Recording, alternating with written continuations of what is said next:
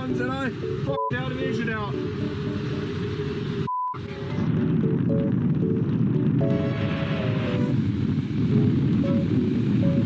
Hello everyone, and today we're talking about a man who jumps out of a plane. Is whether or not this was truly an accident or it was planned and staged. Gonna go fly the 1940 Taylorcraft up to Mammoth and do some paragliding, do some snowboarding. It's gonna be a super good time. I got my best friend Johnny Strange's Ashes with me. We are going to go paraglide off of one of his favorite mountains up in the Sierra Nevadas and spread some of those. So I'm super grateful he'll be joining us. Got to give a shout out to the Ridge Wallet. Thank you to the Ridge Wallet for sponsoring this video. It's in my pockets at all times, especially the lifestyle that I like to live. I like to keep things pretty minimal.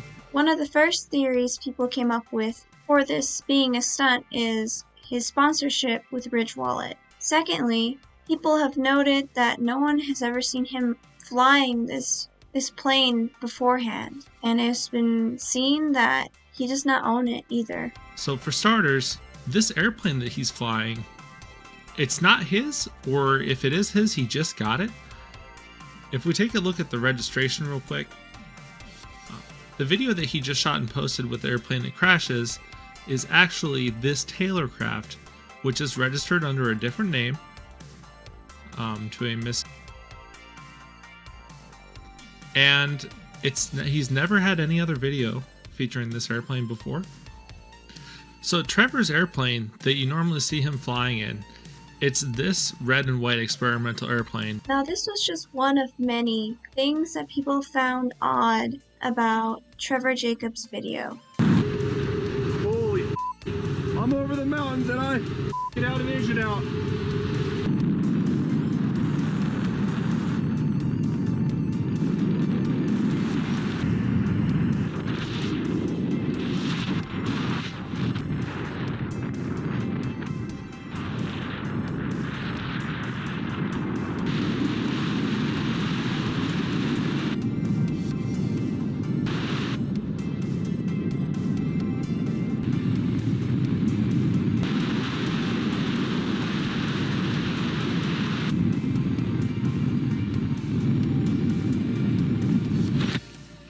Well, where the hell am I gonna land a freaking plane? I'm gonna die.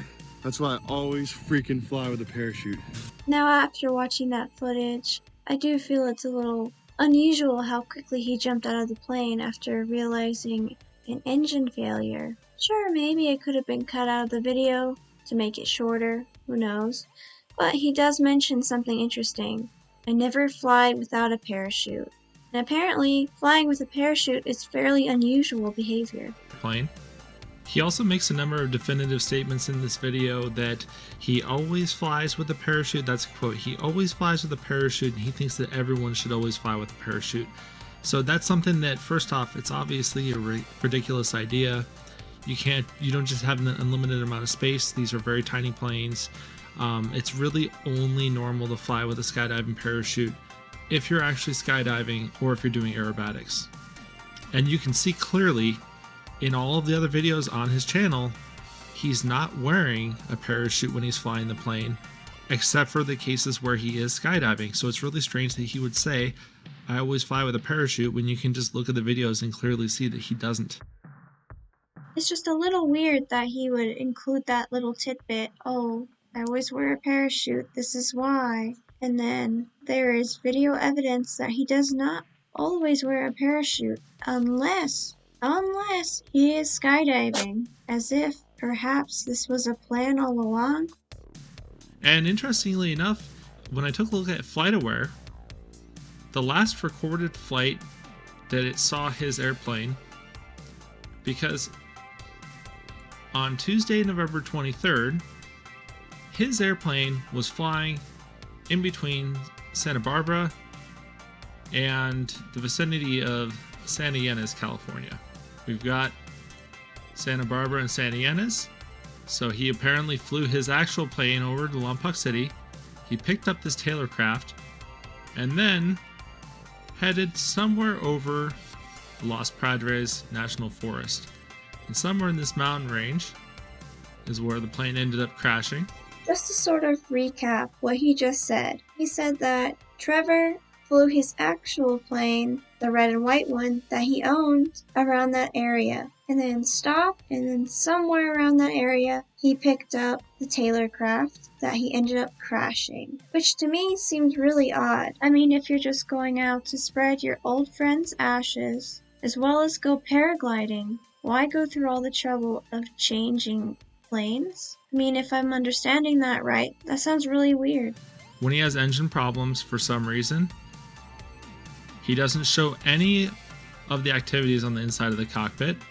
He only shows exterior photos. If he's making this video ostensibly for a learning experience for other pilots to learn about how he handled the situation, you would think that he would show his actions on the inside of the cockpit, what he actually did. All of that's cut out. That's something I mentioned earlier that I found odd, because at the very beginning of his video, he said he felt a lot of pilots could learn from his experience. But if you're not showing the specifics of the experience, such as the thought process before jumping out of the plane, say, oh, I did this, I checked this, I looked around, explaining it maybe, it's kind of like, oh, my engine's failing, and then the next second he jumps out of a plane. How are people supposed to learn from that experience when it's actually really uncommon for pilots that pilot these types of planes to even have parachutes in the first place? So if you're in a survival situation like this, it does make sense to go back towards the aircraft if you happen to be right next to it, because he may have supplies or food or water in the airplane that he's trying to get, but he doesn't have any supplies, he doesn't recover anything that he mentions at least. He's taking a 200 nautical mile trip all the way up to Mammoth to go paragliding. Does not bring a paraglider. Where's your paraglider? Where's your luggage? What did you bring with you on this trip? You can see when he's walking out. What is the shadow? Are you hiking out with your open parachute in your hands?